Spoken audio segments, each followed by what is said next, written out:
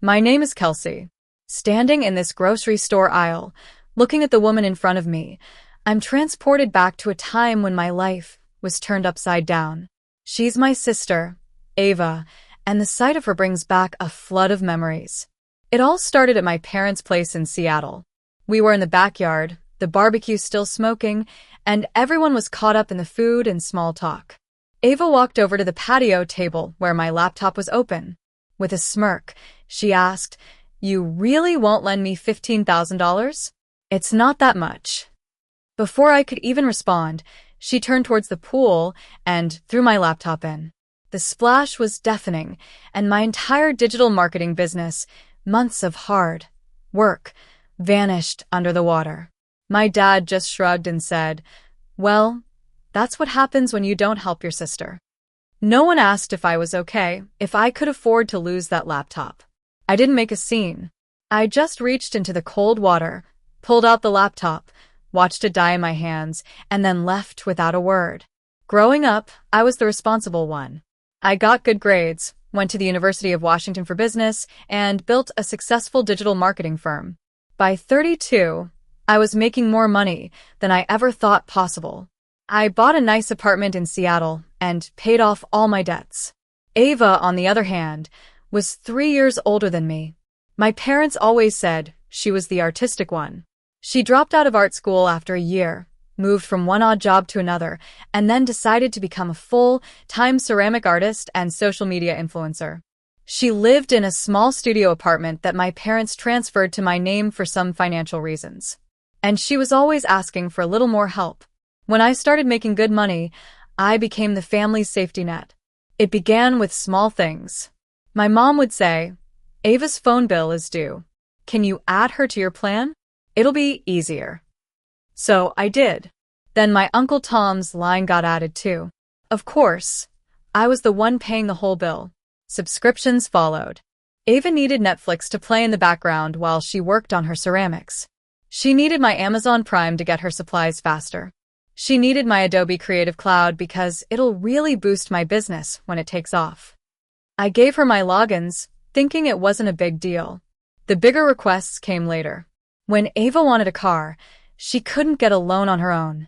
Dad called me and said it was an investment in her future. He asked me to co-sign a loan for a used BMW so she could transport her work to art fairs. I hesitated, but he convinced me. And when she could make the payments, I covered them. The studio apartment was another story. She moved in temporarily, but years passed, and she still lived there rent-free. I was the one dealing with property taxes and maintenance, and she always had some excuse for not paying me back for the money she borrowed. That night after the laptop incident, I drove home in silence.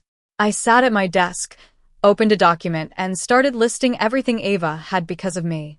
Her phone, streaming accounts, the car loan, the free housing. The more I listed, the angrier I got. I realized I had built an entire life for her, and she still thought I owed her more. I decided to take action. I called the phone company and removed everyone from my plan except me. I changed the passwords of all my streaming accounts. I contacted the lender about the car repossession and reported unauthorized credit card charges she had made. I also found an attorney, Mark Thompson, who helped me with the eviction notice. He said Ava was just a guest, not a tenant, and I had every right to ask her to leave. The next morning, my phone started buzzing non-stop with Ava's calls and texts.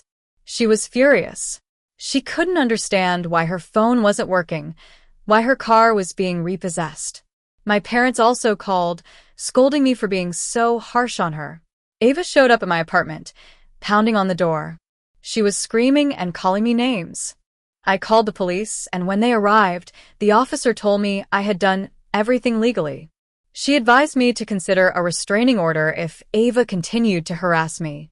My parents tried to guilt-trip me, saying Ava would be on the streets. But I stood my ground. I told them I wanted her to be responsible for herself.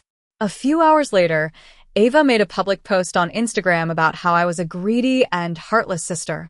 Some of our mutual friends blindly supported her, but I didn't engage. I reported the post and went back to work. 18 months later, I got an email from the court saying Ava had completed her probation.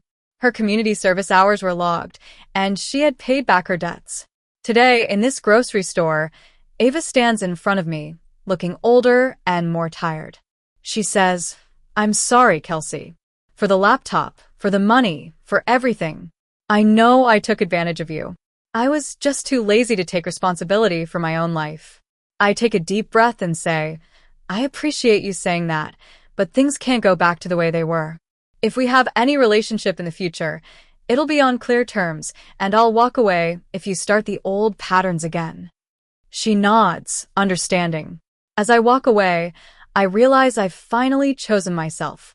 I'm not the bank, the savior, or the villain in her story. I'm just me, and that's the real revenge.